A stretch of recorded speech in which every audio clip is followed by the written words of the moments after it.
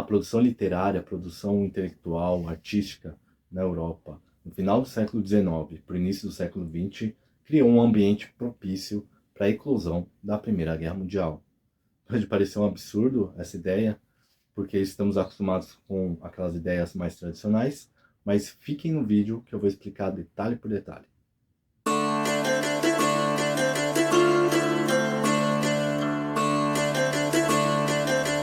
Olá a todos, meu nome é Paulo, sou professor de História, um grande entusiasta de filosofia e literatura, e sejam bem-vindos ao canal.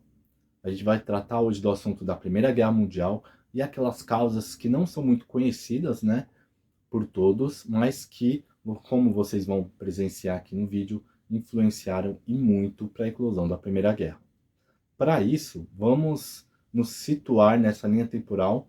Como o assunto é a Primeira Guerra Mundial, estamos falando de começo do século XX, 1914 até 1918, que é esse período que abrange a Primeira Guerra Mundial.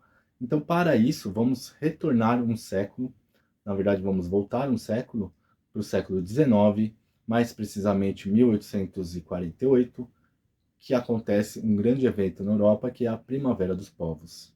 A Primavera dos Povos são várias revoluções que acontecem ao longo da Europa, com o intuito de destronar as monarquias e acabar com aquilo que era chamado Antigo Regime.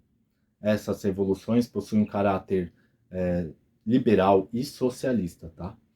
Mais adiante, 1853, eclode um conflito grandioso que a historiografia vem trabalhando muito, mas que poucos conhecem ou poucos dão o valor significativo, que é a Guerra da Crimeia. Envolveu vários países europeus, Reino Unido, França, Áustria-Hungria, a própria Rússia, o Império Otomano, que ainda existia nessa época, e alguns países do leste europeu. Foi um conflito que muitas vítimas foram mortas, tá? Tanto civis quanto militares, e também redesenhou alguns locais na Europa. Esse conflito foi importante, talvez ofuscado um pouco pela Primeira Guerra Mundial, mas hoje há bastante informação, as motivações foram territoriais, políticas e também religiosa. É muito importante esse fato, porque muito material, muito artigo por aí não inclui o fator religioso para esse período. Outro grande conflito depois, que veio posteriormente, em 1870, foi a Guerra Franco-Prussiana, e esse conflito acabou em 1871.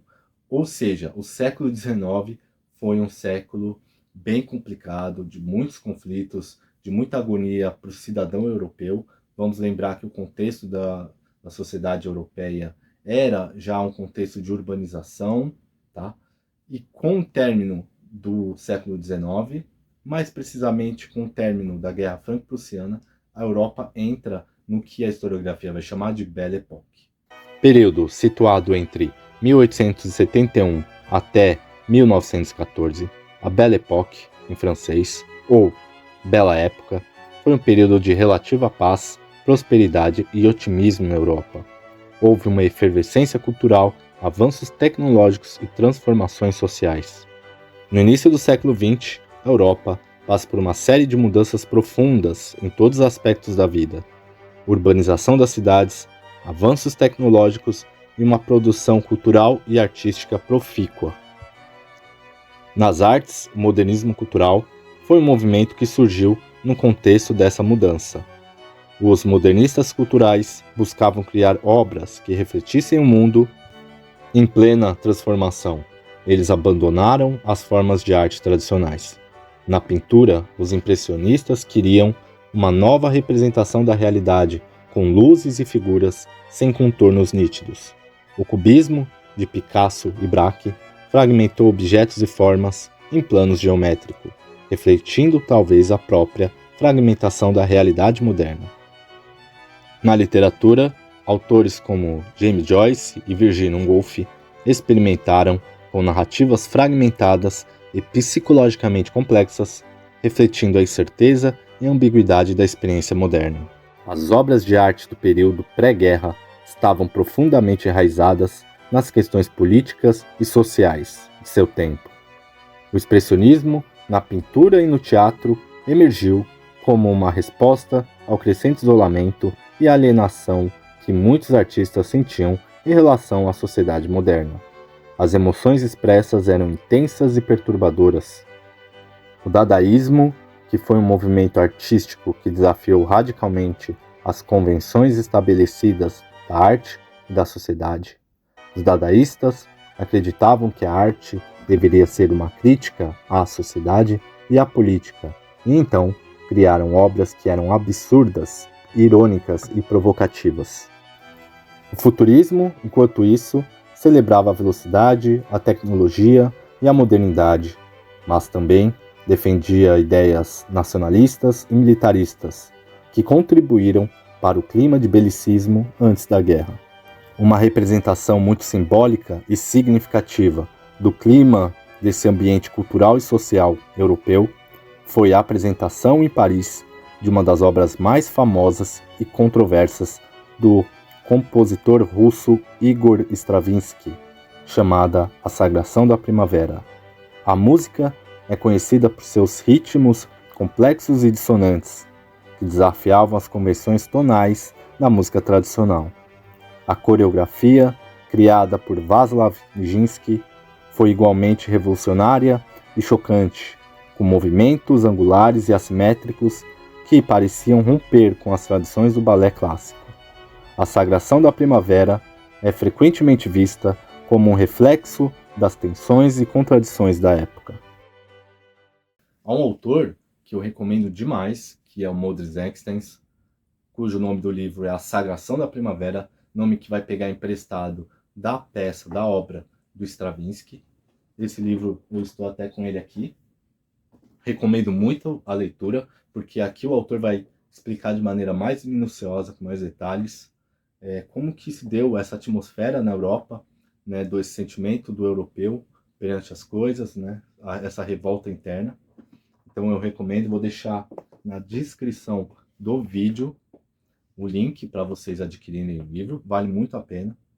E é interessante porque, segundo o próprio autor, a peça de Stravinsky, A Sagração da Primavera, e outras obras, né, artísticas, tanto literárias como pinturas e outras produções artísticas, elas vão já esboçar a mentalidade do europeu. Como que o europeu se sente naquele momento. Porque apesar de ser a Belle Époque, né, a bela época, em termos tecnológicos, em termos científicos, não é de fato em termos mentais, em termos psicológicos. Porque o europeu carrega consigo um grande dilema, né, uma grande angústia, uma tensão interna muito forte. É como se a tensão que havia no século XIX, exposta através dos conflitos armados, é como se essa tensão fosse transportada para dentro da alma do europeu. Então agora ele esboça essa revolta através da arte, né, através da literatura, e demonstra uma grande insatisfação com o clima, com o ambiente, e até é uma revolta contra a própria tradição. A cultura e a arte, elas não estavam separadas da vida política e da vida em sociedade. Muito pelo contrário, elas fazem parte, elas são partes integrantes de um tecido da vida humana em sociedade, nesse caso da sociedade europeia, e que dá para entender sim como que esse sentimento interno europeu contribuiu para criar esse conflito da Primeira Guerra Mundial. Logicamente, não é só esse fator, né? Há outros fatores, alguns dos quais a historiografia já trabalha tradicionalmente. Então, é como se fosse uma rede complexa, com vários segmentos que desembocam num acontecimento só. O autor, Stravinsky, na sua peça da Sagração da Primavera, o enredo dessa peça, ela vai ser muito intrigante, porque qual que é o significado desse enredo? São rituais pagãos de sacrifício, né? Mais precisamente de uma jovem virgem que vai se sacrificar em prol de colheitas mais férteis.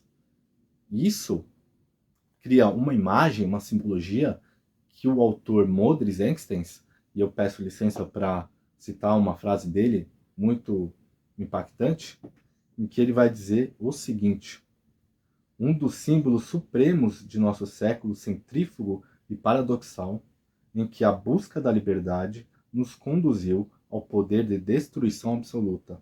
É a dança da morte, com a sua ironia orgiástica e niilista.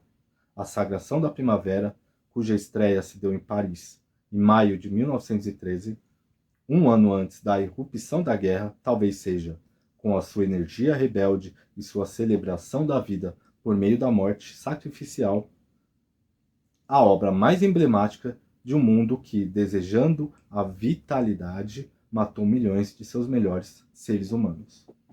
Para concluir, o autor e a tese apresentada nesse vídeo é justamente essa de que o europeu já esboçava, através dos seus sentimentos internos, essa insatisfação, essa agonia e essa revolta que viria a desembocar, somando outros fatores históricos, na Primeira Guerra Mundial.